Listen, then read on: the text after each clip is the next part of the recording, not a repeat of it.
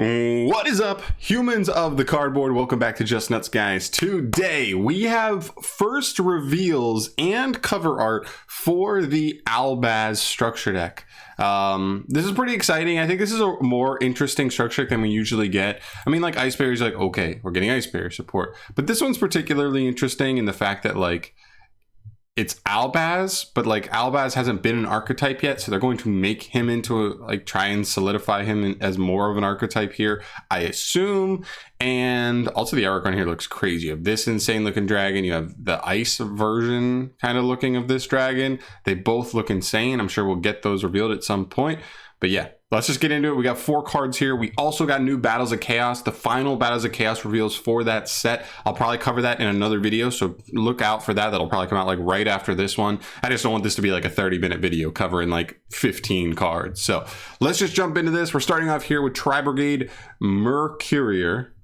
This is a Dark Wing Beast effect monster. It's level 4, 800 attack, 0 defense. You can only use the first and second effects of this card's name each once per turn. The first effect reads, when your opponent activates a monster effect and you control a fusion monster that lists Fallen of Albaz as material, quick effect. You can send this card from your hand or field to the graveyard as cost to negate that effect.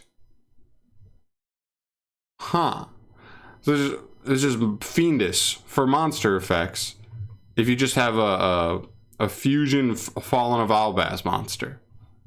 That's pretty good. I mean, if you can get this set up easy, then hell yeah.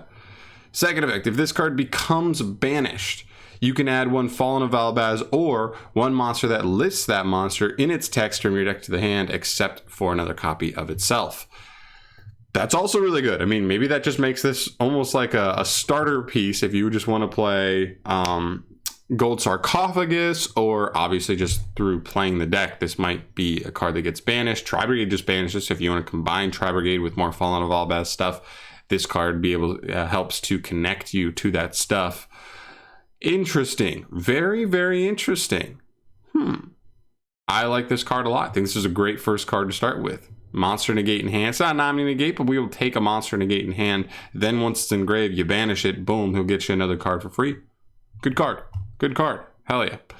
Next up here we have Springens Kit. Okay, glad we're still looking at the Springens stuff as well. This is a level 4 Dark Beast. Funny enough, the Springens monster is a Dark Beast effect monster. 17 attack, 1000 defense. Level 4, you can only use the first and second effects of this card once per turn. The first effect reads, if you have a fusion monster that lists Fallen of Albaz as material on your field or in your graveyard, you can special summon this card from the hand. Okay, second effect, if this card is normal or special summon, you can add one of your branded spell or traps that is banished or in your deck or graveyard to your hand, then place one card from your hand on the bottom of the deck. Okay, so that second effect is like the classic kind of like TriBrigade search we've been seeing as of late, where they search something, but you got to put something from your hand back into the deck. I get it, right? Helps mitigate that so it's not quite as powerful, but still, this card's a pretty decent extender. All you have to do is get any Fallen of Albaz fusion on field or in grave. So even if you're just thinking about Springens, the rank 4 for Springens helps you just send one of those straight from your extra deck to the graveyard, I believe. And that's gonna get this card set up to be a pretty good extender. I'm gonna have to go back at some point and look at all of the branded spell and traps, because I know that's what specifically works more so with like Despius / Albaz himself. I'm sure there are some good ones, I'm sure there are some poo ones, but I know there's a good handful of them now, and we're continuing to get more. So definitely got to take a look at that and see what we're able to search. But this card seems pretty good as well. Good start. Good start there. Then next up we have a Sword Soul monster. It doesn't even look like a Sword Soul card at all, but this is a light spellcaster tuner effect monster, level 4, 1800 attack, 1500 defense, and the second effect is a hard once per turn. When a monster declares an attack, you can special summon this card from your hand, then if you do, negate that attack. Then, if you control a fusion monster that lists Fallen of Albaz as material, you can destroy the attacking monster. Second effect, if a monster becomes banished face up, you can banish this card from your field or graveyard as cost to special summon a light spellcaster monster whose attack equals its own defense from your hand or graveyard. It's only hand or graveyard. That definitely hurts. But I believe that works for Ecclesia. That may even work for Fleur-de-Lis. I don't remember Fleur-de-Lis' stats exactly. And I think it also works for the new Ecclesia. That's supposed to be more Sword Soul support than anything else. The other thing is they have to be in hand or graveyard. This doesn't summon from deck, so you do already have to have access to them. This one's definitely the most lackluster of the three, right? The first effect uses your battle phase, or it's supposed to be like a bad battle trap versus your opponent. If you had a Fallen of Albaz fusion, then like they attack into you, you special, and you pop the card. I guess that's like best case scenario. That's when you're getting the most value out of this card. But I don't know. I think this card's just okay. Not too ecstatic about this one, but it is also a tuner, so you can't hate that. And even as an extender, you can negate your own attack just to plop this guy out of the hand. Becomes a tuner, right? Like, and then his effect is live here to potentially get you into one of your spellcasters. Interesting. I'll say interesting on this card. I don't think it's that good, but okay.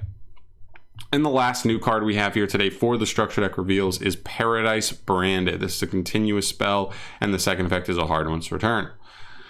First effect reads, the activation of your cards and effects that include an effect that fusion summons a fusion monster cannot be negated. Also, your opponent's cards and effect cannot activate when a monster is fusion summoned this way. So literally the magical meltdown protection, which is very, very strong. We've seen this time and time again. They can't negate. They can't negate a fusion summon itself or a fusion spell, and they can't even respond after it's summoned. So whew, that really dodges a lot of stuff. Second effect, if you fusion summon a fusion monster, you can add one Fallen of Albaz or one monster that lists that card in its text from your deck to the hand. Okay, so then gets you a search. Yeah. I think this card's kind of nice. I think the only downside of this card is like it doesn't help you fusion summon. It's like a bonus should you already have a way to fusion summon. So like Meltdown's a one card fusion summon and gives you that protection. Whereas this card, yes, the search is good, but you have to open a hand that can already fusion summon apart from this card. So still a good card overall, I think. We just have to see if like how consistent the deck is. If this card's not going to be bricking you up instead of like, you know what I mean? Instead of like being a card that could contribute to you being able to fusion summon. So very cool. There's also a bunch of reprints here. Like Fleur-de-Lis would be nice to add into the reprint pool. Titanic Cloud's nice, then all the other fusions as well. That's has some like crazy looking sleeves here, which is very cool.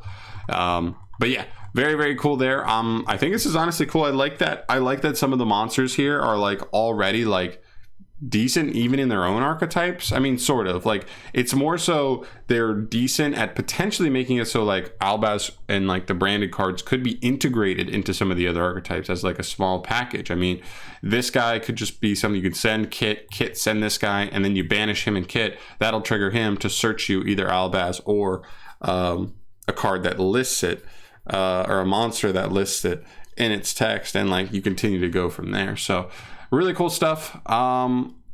I can't wait to see how they round it out. I mean, it seems all over the place right now. I just need to see it in action or really see some cards that like solidify it all together, because I want to see if we really can play like a legit like Albaz deck centered around him, and if it can actually do some legit things. So definitely keep an eye out for that. We still don't have either of these dragons shown to us so far, so I'm sure these will be like some new insane fusions. Maybe they'll break the archetype wide open. Who freaking knows? But I will keep you updated on that. Thank you so much for watching, though. As always, stay tuned for the Battles of Chaos final reveals. Doing that video right after this one. So look out for that, and I'll see you in the next one. Subscribe if you haven't. You want to stay updated on all Yu-Gi-Oh news, and peace.